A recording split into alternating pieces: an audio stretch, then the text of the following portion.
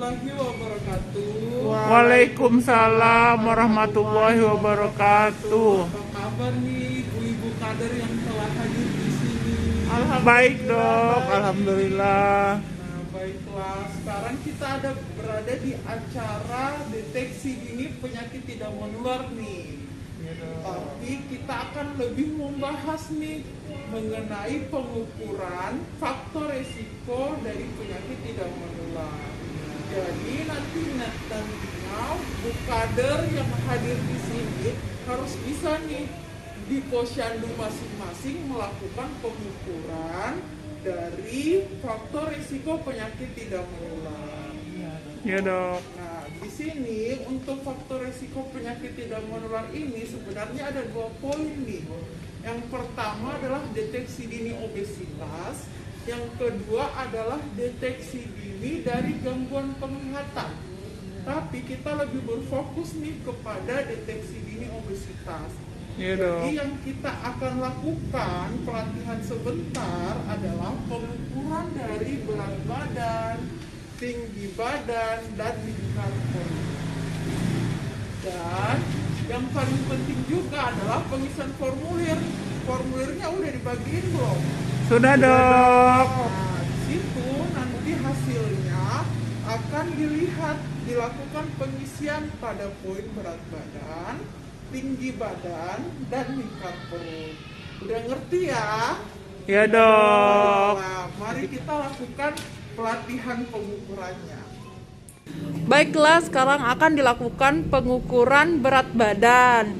Jadi siapa nih pasiennya yang bisa? Aku dok. Ya, silakan. Pertama-tama kita melakukan persiapan alat yang akan digunakan. Lalu, petugas memastikan jarum penunjuk timbangan menunjukkan pada angka 0. Lalu petugas meminta pasien untuk melepaskan jaket, alas kaki, dan tas.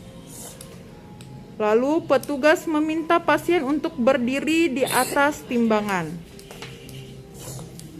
Dan meminta pasien untuk mengarahkan pandangan ke depan. Setelah itu, petugas membaca jarum penunjuk skala.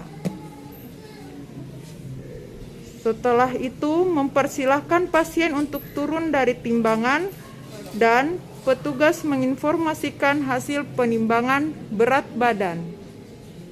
Selanjutnya akan dilakukan pengukuran tinggi badan. Pertama, persiapkan alat, di mana letakkan mikrotois di lantai yang rata dan menempel pada dinding yang rata dengan posisi tegak lurus. Lalu, minta kepada pasien untuk melepaskan sepatu, kos kaki, dan hiasan rambut. Lalu, arahkan pasien untuk bersandar rapat di dinding dengan tumit pasien ikut rapat di dinding. Dan pastikan arah dari pandangan pasien tetap ke depan. Lalu tarik meteran sampai menempel pada kepala pasien. Setelah itu, petugas melihat skala yang ada pada pengukuran tinggi badan. Pengukuran selesai, pasien dipersilahkan memakai alas kaki kembali.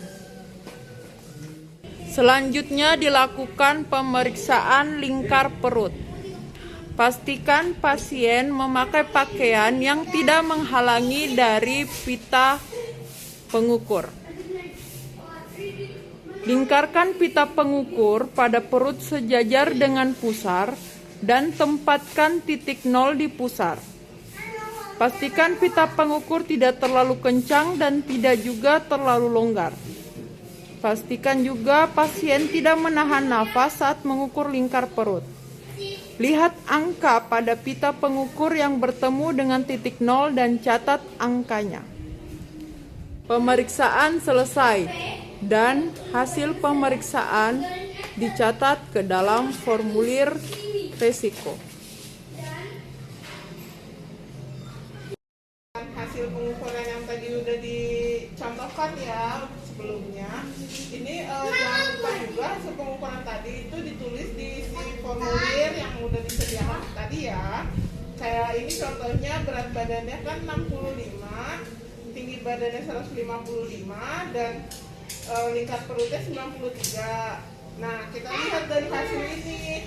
Nah, Ibu nanti kita hitung juga kayak lingkar perut yang normal itu pada laki-laki dan perempuan itu berbeda. Jadi kalau pada laki-laki itu lingkar perutnya jika yang dikatakan normal itu kurang dari 90 cm. Nah, sedangkan untuk perempuan lingkar perutnya itu kurang dari atau sama dengan 80 cm. Nah, jika nilainya itu di atas itu kayak ini nih 93, maka faktor resikonya itu semakin besar ya gitu. Jadi nanti kita edukasikan apa saja yang harus dilakukan. Nah, saya juga ada pertanyaan nih dari yang tadi sudah dicontohkan ya. Apakah ada yang menanya? Oh iya, apa Ibu? Kenapa pas ngukur lingkar perut harus tahan nafas?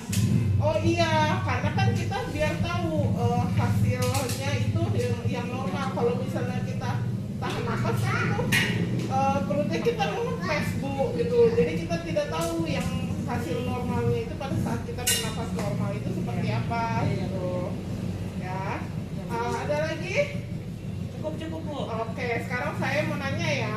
Boleh Bu. Apa aja sih nih hal-hal yang harus diperhatikan pada saat melakukan pengukuran nih? Contohnya pengukuran berat badan. Ada yang tahu?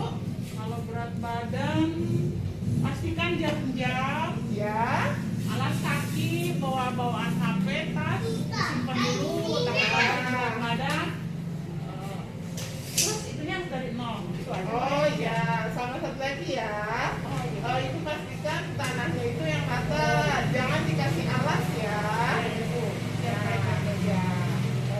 Berdasarkan itu nanti hasil faktor resikonya akan kita dapatkan.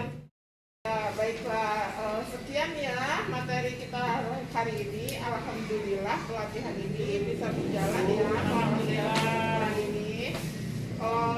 Untuk penutupnya jangan lupa dipastikan lagi ya pada saat pengisian formulir identitas dari pasiennya itu harus benar ya. Nomor induknya itu harus benar, harus sesuai ya, dan isinya itu jangan lupa langsung diisi biar kita bisa tahu hasilnya itu seperti apa dan nanti bisa diedukasi selanjutnya ya. Ya, makasih Bu. Iya, terima kasih ya untuk hari ini Bu Kader yang sudah hadir. Semoga kita selalu diberi kesehatan. Amin. Semangat Banyak ya Bu buat kita. ilmunya. Iya Ibu.